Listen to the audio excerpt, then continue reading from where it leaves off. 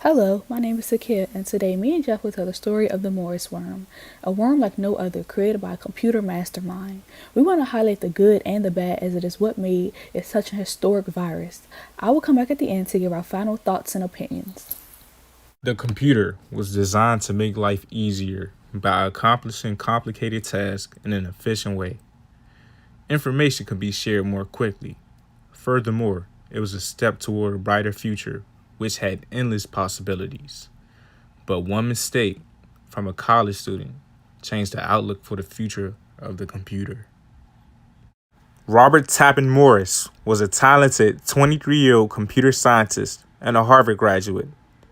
He had grown up immersed in computers, thanks to his father, who was an early innovator at Bell Labs. At Harvard, Morris was known for his technological expertise, especially in Unix. He was also known as a prankster. After being accepted into Cornell that August, he began developing a program that could spread slowly and secretly across the internet. During his first year at Cornell, Morris would make history by creating the first computer worm and the world's first cybercrime attack. At the time, this worm had disrupted many computers on what was then an emerging internet. On November 2nd, 1988, at around 8:30 p.m., a maliciously clever program was unleashed on the internet from a computer at the Massachusetts Institute of Technology. That worm, created by Morris, was intended to highlight security flaws and not cause any harm. But that backfired. The cyberworm began to propagate at a remarkable speed and grinded computers to a halt. The critical error that transformed the worm from a potentially harmless intellectual exercise into a virulent denial of service attack was in the spreading mechanism. The worm could have determined whether to invade a new computer by asking whether there was already a copy running, but just doing this would have made it trivially easily to stop, as administrators could not run a process that would answer yes when asked whether there was a copy, and the worm would just stay away. To compensate this possibility, Morris directed the worm to copy itself, even if the response is yes, 1 out of 7 times. This level of replication proved excessive, and the worm spread rapidly, infected some computers multiple times.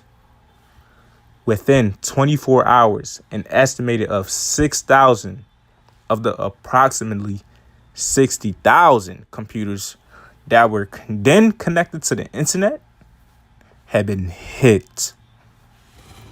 Computer worms, unlike viruses, do not need a software host, but can exist and propagate on their own. The worm only targeted computers running a specific version of the Unix operating system, but it spread widely because of the featured multiple vectors of attack. The worm did not damage or destroy files, but it still packed a punch. Vital military and university functions slowed to a crawl. Emails were delayed for days. The network community labored to figure out how the worm worked and how to remove it. Some institutions wiped their systems. Others disconnected. The U.S. Government Accountability Office put the cost of the damage at $100,000 to $10 million. As computer experts worked feverishly on a fix, the question of who was responsible became more urgent.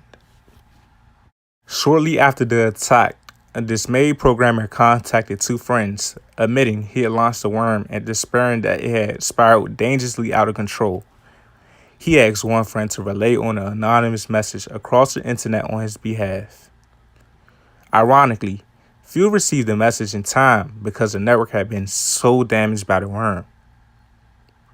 The other friend made an anonymous call to the New York Times, which would soon splash news of the attack in its front pages.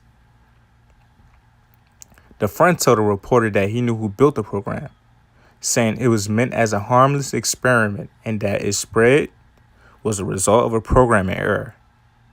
In follow-up conversations with the reporter, the friend referred to the worm's author by his initials, RTM, which is Robert Tappan Morris.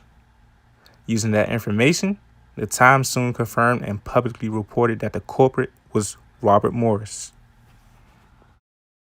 After the incident became public, the FBI launched an investigation.